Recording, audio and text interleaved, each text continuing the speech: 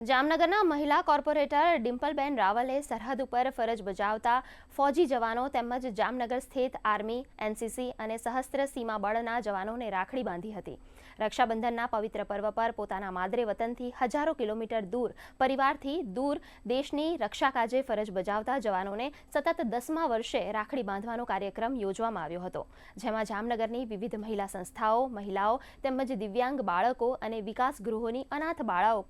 દ્વારા એકઠી કરાયેલી રાખડીઓ સેનાના જવાનોને બાંધવામાં આવી હતી।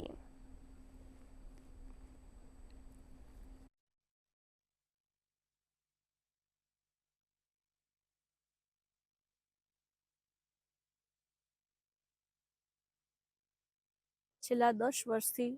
હું સૈનિકોને રાખડી બાંધવાનું કાર્ય છે તે કરી રહી છું। એમાં મારી સાથે મારી બહેનો પણ જોડાય છે। આ વર્ષે અમે એનસીસી, સશસ્ત્ર સીમા બળ અને આર્મીના જવાનો કે જે ઘણા દૂરથી પોતાનું ઘર બહાર છોડી અને અહીં